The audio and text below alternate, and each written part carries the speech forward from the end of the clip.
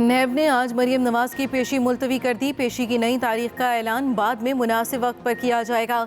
एलामिये के मुताबिक पेशी कोरोना की तीसरी लहर, NCOC हिदायत और मुफाद आमा के लिए मुलतवी की गई। आला सतह के इजलास में पेशी मुलतवी करने का फैसला हुआ। NCOC की जानिब से हर नौयत के हजूम को इकट्ठा करने पर पाबंदी है। मरियम नवाज को पहले भी तलब किया था। उस वक्त नैब की इमारत पर दानिस्ता तौर पर पथराव हुआ था। तब नैब ने इख्तियारात के बावजूद सब्र व तहम्मुल से मुजाहरा किया। नैब का ताल्लुक किसी सियासी जमात से नहीं, वाबस्तगी सिर्फ रियासत पाकिस्तान से है।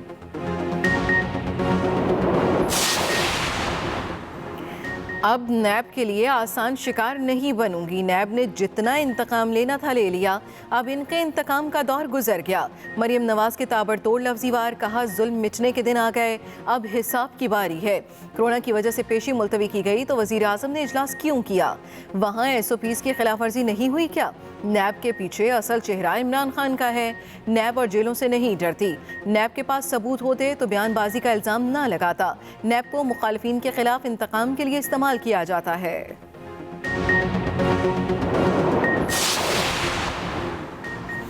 पेशी मुलतवी करने का मामला नैब जाने और मरियम नवाज जाने। वफाकी वजीर इत्तलात शिबली फराज का रद्द-ए-अमल, बोले इदारों को जुलूसों और पथराओं से डराना कहाँ का कानून है। मरियम नवाज जंगल के कानून को फ़रोग दे रही हैं। मरियम नवाज ने कुछ नहीं किया तो डर किस बात का?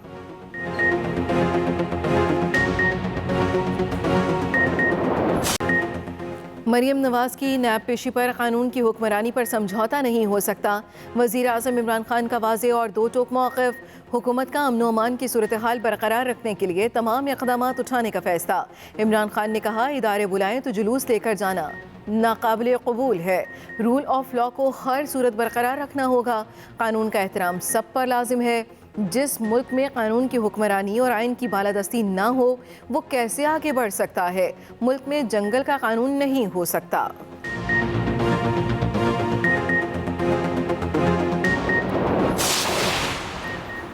कराची में MKM का पावर शो, नई मरदमशुमारी कराने का मुतालबा। खालिद मकबूल सिद्दीकी कहते हैं, जमहूरियत MKM से है, हमें ख़त्म करने वाले थक रहे हैं। इमरान खान ने कहा, जमहूरी निज़ाम और पार्लिमान को मानने वाले हैं।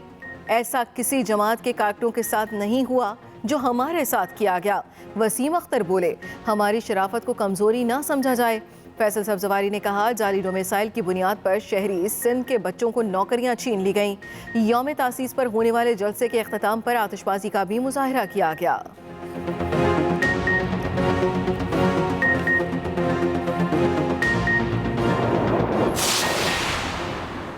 NA 75 डस्का में दोबारा ज़िमनी इलेक्शन रोकने का बड़ा हुक्म। इलेक्शन कमीशन का पोलिंग का फैसला बरकरार।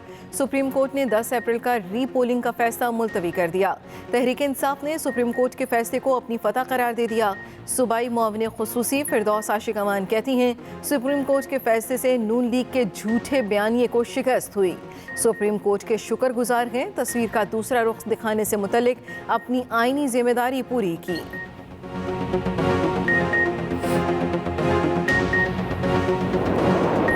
FIRs इन बड़े ग्रोह के ऊपर दी जा चुकी हैं। आवाम को पता चलना चाहिए ये लोग किस तरह से, किस घिनौने तरीके से बेसिक कमोडिटी है उसकी प्राइसेस को एस्केलेट कर रहे हैं। कोई भी factory, dealer, wholesale dealer 2.5 metric tonne से ज़्यादा चीनी स्टोर नहीं कर सकेगा।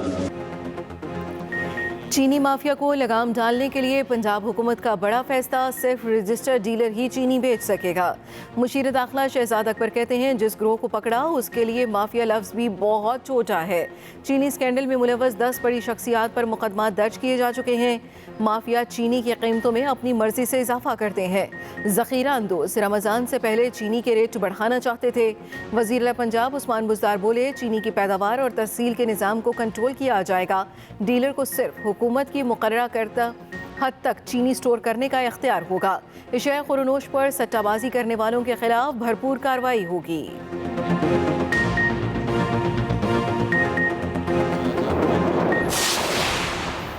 वज़ीर आज़म का सट्टा और कब्ज़ा माफिया के खिलाफ कार्रवाइयाँ जारी रखने का हुक्म। सट्टा माफिया के खिलाफ एक्शन की रिपोर्ट इमरान खान को पेश। वज़ीर आज़म कहते हैं, पहली बार ताकतवर माफिया कानून के ताबे आया। कानून की हुक्मरानी से किसी को इनकार की इजाज़त नहीं होगी। वज़ीर आज़म की रमज़ानुल मुबारक से कबल रिलीफ की मुकम्मल इक़दामात की हिदायत। कहा रमज़ान पैकेज मुस्तहिक अफराद तक हर सूरत पहुँचना चाहिए। मुल्क के लिए काम करना है, अपनी ज़ात से बाला होकर सोचें। वज़ीर आज़म ने करंतना में महदूद सरकारी सरगर्मियाँ शुरू कर दी, इजलासों की सदारत की। 150 अरब रुपए के टैक्स छूट खत्म। सदर मुमलिकत ने टैक्स क़वानीन तरमीमी ऑर्डिनेंस जारी कर दिया। क़वानीन में 75 से ज़ायद तरामीम, 62 इदारों को टैक्स क्रेडिट की सहूलत दे दी गई। कारोबारी मकामात पर NTN या बिजनेस का कार्ड आवेज़ा करना लाजमी करार। फिल्म इंडस्ट्री और फ्रेश ग्रेजुएट्स को हासिल टैक्स छूट भी वापस। PCB समेत खेलों की तमाम तंजीमों की टैक्स छूट टैक्स क्रेडिट में तब्दील। वफाकी हुकूमत को इजाफी सरचार्ज और बिजली मजीद महंगी करने का इख्तियार मिल गया। नेपरा एक्ट में तरमीम के ऑर्डिनेंस का इतलाक हो गया।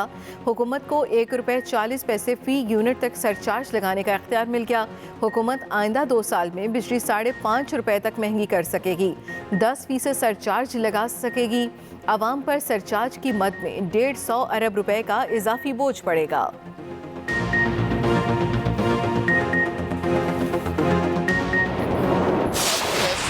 तो को न करे कि मैं कोई बयान दूंगा। उनके वालिद जो हैं, मैं उनका भी एहतराम करता हूं, इसलिए कि वो हमारे ताहयात दामादों के चेयरमैन भी हमारी यूनियन के, और मैं जनरल सेक्रेटरी हूं। उनसे कितने रिश्ते हैं हमारे। कैप्टन रिटायर्ड सफदर ने आसिफ जरदारी को हुक्मरान खानदानों के दामादों की यूनियन का ताहयात चेयरमैन करार दे दिया। कहते हैं मैं दामादों की यूनियन का जनरल सेक्रेटरी हूँ। मरियम नवाज सवाल पर हंस पड़ी, कहा जिन्होंने ये जमात बनाई है उनसे पूछें। मशवरा दिया वो अपने जमात इलेक्शन कमीशन में रजिस्टर करवा लें।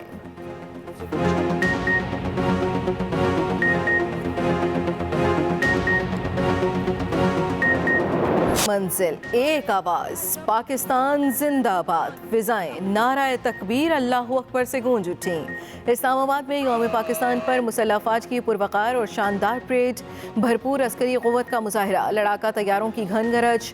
पाक फिजाइया ने दुश्मनों पर धाक बिठा दी। लड़ाका तैयारों के नाकाबिले यकीन करतब। फॉर्मेशन ने दुश्मन पर हैबत तारी कर दी। पैरा ट्रूपर्स की सलाहियतें भी देखने वाली। पूरे पाकिस्तान की सकाफत के खूबसूरत रंग बिखरे। कोरोना के खिलाफ लड़ने वाले फ्रंट लाइन वर्कर्स को भी खुसूसी सलामी। तुर्की से आए फौजी बैंड ने दिल दिल पाकिस्तान की धुन बजाकर हाजरीन के दिल जीत लिए। पाकिस्तान की मुसल्लह अफवाज और अवाम ने मिलकर जिस बेमिसाल जज्बे के साथ और दहशतगर्दी के खिलाफ जद्दोजहद की, वो काबिल तहसीन है। इसी किस्म की कोताबीनी का जवाब पूरी कुव्वत से देना हमारा फर्ज है। कश्मीर पाकिस्तान की शहरग है। जनूबी एशिया में पायदार अमन का कयाम मसले कश्मीर के मुनसिफाना हल से मशरूत है। मुल्की दिफा नाकाबिले तस्खीर, दिफाई साजो सामान और जदीद मिसाइल टेक्नोलॉजी दुनिया ने देख ली। सदर मुमलिकत का दुश्मन को पैगाम, कहा अपनी आज़ादी का हर कीमत पर दिफा करेंगे। हमारी अमन की ख्वाहिश को कमज़ोरी ना समझा जाए। कश्मीर हमारी शहरग है। दुनिया के हर फोरम पर कश्मीरियों के लिए आवाज़ बुलंद करते रहेंगे। सदर आरिफ अलवी परेड में शरीक, दोस्त मुल्कों के फौजी अफसरान से मिले। आर्मी चीफ के हमरा मुल्की और गैर मुल्की कमांडोज की पैरा ट्रूपर्स के साथ ग्रुप फोटो बनवाई।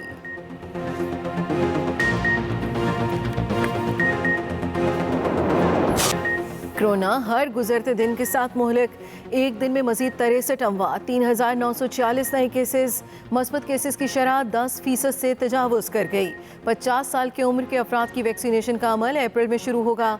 पाकिस्तान का चीन से मजीद 70 लाख कोरोना वैक्सीन डोजेस खरीदने का फैसला। अप्रैल में पाकिस्तान पहुँचने की तवक्को। चीन से साइनोफार्म और कैंसेनो वैक्सीन खरीदी जा रही है। सिंध में वैक्सीन ना लगवाने वाले हेल्थ वर्कर्स को नौकरियों से निकालने का ऐलान। कराची के मजीद कई इलाकों में माइक्रो स्मार्ट लॉकडाउन लगा दिया गया।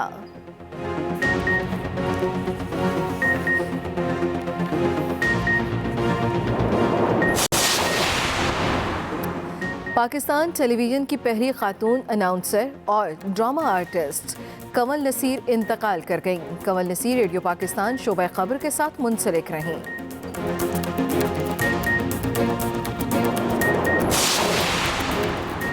जनूबी अफ्रीका और जिम्बाब्वे के साथ 2-2 हाथ करने की तैयारी। कौमी टीम आज जोहानिसबर्ग रवाना होगी। तमाम 35 अरकान के कोरोना टेस्ट की रिपोर्ट भी मनफी आ गई। हेड कोच मिसबाहुल हक कहते हैं टीम का इंतखाब मुशावरत से किया गया। शर्जील खान को मेरिट और मुतफ़िक़ा तौर पर टीम में शामिल किया। नहीं जानता सलमान बट और मोहम्मद आसिफ को क्यों टीम में वापस नहीं लिया गया। कानून बना दें कि करप्शन में मुलव्वस खिलाड़ी का इंतखाब नहीं हो सकता तो बात ख़त्म हो जाएगी। पाकिस्तान और प्रोटीज में पहला वनडे 2 अप्रैल को खेला जाएगा।